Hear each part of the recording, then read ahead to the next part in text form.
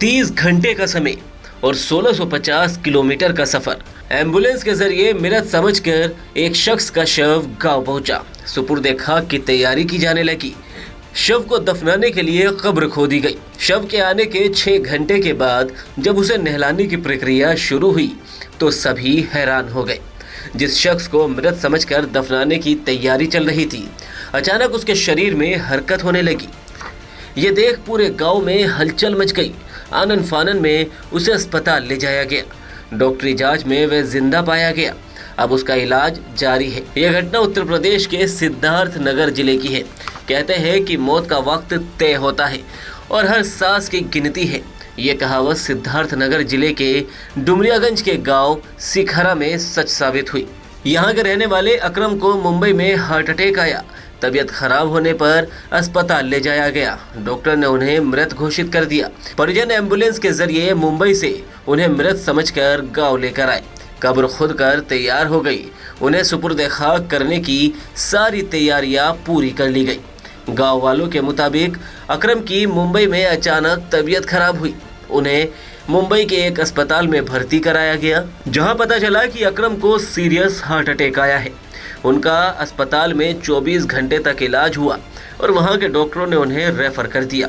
घर वालों ने समझा कि अकरम की मौत हो गई है। उन्होंने इसकी सूचना सिखरा गांव में उनके परिजनों को दी। वे एम्बुलेंस से अकरम को लेकर गांव के लिए रवाना हुए। इस बीच गांव के लोगों ने मृत्यु की सूचना पर उसकी कब्र खुदवाकर तैयार कर दी। बुधवार सुबह करीब 3 बजे जब एम्बुलेंस गांव में पहुंची तो लोगों को अकरम की हालत देखकर शक हुआ। उसकी सांसें चल रही थी। इस बीच लोगों ने उसके जिंदा होने की बातें कही।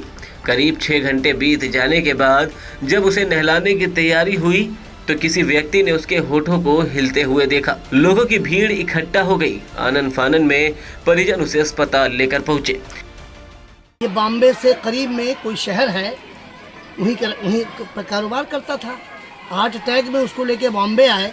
बॉम्बे 1 रोज़ रखा अस्पताल में। डॉक्टर ने किस अस्पताल में रखा है तो नहीं मालूम, लेकिन 1 रोज़ हॉस्पिटल में रखा। दूसरे दिन उसने निकाल दिया, कहा ले जाओ, इनकी मौत हो गई।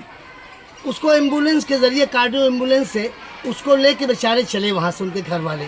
और 2 दिन के बाद उसको लेके कल 3 बजे रात में सिकहरा पहुँचे।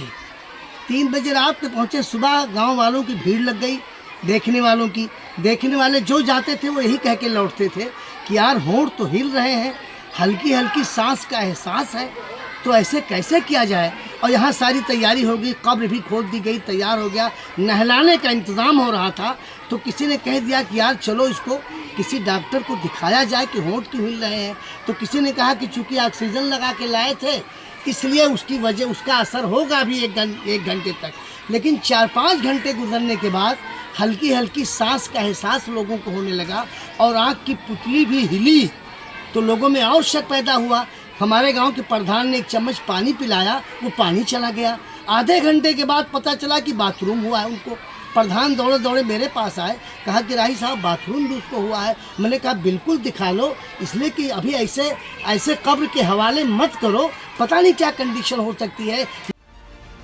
डॉक्टरों ने चेकअप के बाद उसे जीवित बताया और पास के एक निजी अस्पताल में उसे भर्ती कराया गया, जहां उसकी हालत चिंताजनक होने की वजह से उसे बस्ती और फिर बाद में गोरखपुर मेडिकल कॉलेज रेफर कर दिया गया। अकरम का इलाज गोरखपुर के अस्पताल में जारी है, जहां उसकी हालत चिंताजनक बनी हुई है।